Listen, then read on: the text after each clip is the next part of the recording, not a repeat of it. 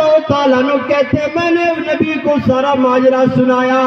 اللہ کے نبی صلی اللہ علیہ وسلم نے اس کے بعد مجھے اپنے دونوں جوتے دیے اور دونوں جوتے دینے کے بعد کہا کہ جاؤ اس دیوار کے اس پار جو بھی تمہیں نظر آ جائے, جس سے بھی تمہاری ملاقات ہو جائے, اور وہ اس بات کی گواہی دے کہ اللہ رب العالمین ایک ہے, اس کے ساتھ کوئی شریک نہیں ہے, تو اسے میرے دونوں جوتے دکھا کر کہنا کہ اسے جنت کی بشارت دے دینا. حضرت ابو ہریرہ رضی اللہ تعالیٰ عنہ نبی اکرم صلی اللہ علیہ وسلم کے دونوں جوتے کو لے کر چلے جاتے ہیں. سب سے پہلے حضرت ابو بکر رضی اللہ تعالیٰ عنہ کی ملاقات حضرت عمر رضی اللہ تعالیٰ عنہ سے ہوتی ہے. حضرت عمر رضی اللہ تعالیٰ عنہ سے کہتے ہیں حضرت ابو ہریرہ رضی اللہ تعالیٰ عنہ کہ اللہ کے نبی صلی اللہ علیہ وسلم نے مجھے دونوں جوتے دیے اور مجھے اس کی بشارت سنانے کا حکم دیا کہ اگر کوئی ایسا آدمی مل جائے جو یہ گواہی دے کہ رب العالمین کے سوا کوئی معبود نہیں اور اس کے ساتھ کوئی کسی کو شریک نہ ٹھہرائے تو اسے جنت کی بشارت دے دے.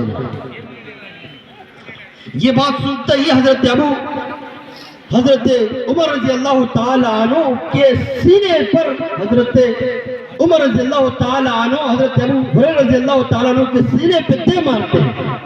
حضرت ابو ہریرہ رضی اللہ تعالیٰ عنہ گر جاتے ہیں. جب گر جاتے ہیں رونے لگتے ہیں, پھر اللہ کے نبی صلی اللہ علیہ وسلم کی طرف جاتے ہیں. جب نبی اکرم صلی اللہ علیہ وسلم کے پاس پہنچتے ہیں ابو ہریرہ کہتے ہیں کہ میں رو رہا تھا, اللہ کے نبی سے میں نے سارا ماجرا سنایا کہ میں جب یہ بشارت عمر رضی اللہ تعالیٰ عنہ کو میں نے سنائی تو عمر رضی اللہ تعالیٰ عنہ نے مجھے مارا. اتنی دیر میں عمر فاروق رضی اللہ تعالیٰ عنہ بھی آ جاتے ہیں. اللہ کے نبی سوال کرتے ہیں تم نے کیوں اسے مارا؟ عمر رضی اللہ تعالیٰ عنہ کہتے ہیں اے اللہ کے نبی میرے ماں باپ آپ پر قربان, کیا آپ نے واقعتاً ابو ہریرہ کو یہ بشارت سنانے کا حکم دیا کہ اگر کوئی اللہ رب العالمین کی عبادت کرے اور اس کے ساتھ کسی کو شریک نہ ٹھہرائے تو اسے جنت کی بشارت دے دینا؟ اللہ کے نبی کہتے ہیں اے عمر میں نے ابو ہریرہ کو یہ بشارت سنانے کا حکم دیا ہے.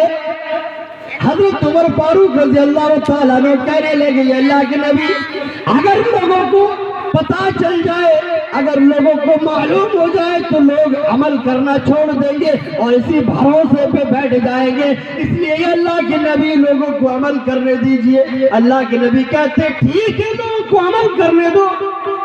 تو اس حدیث سے یہ پتہ لگتا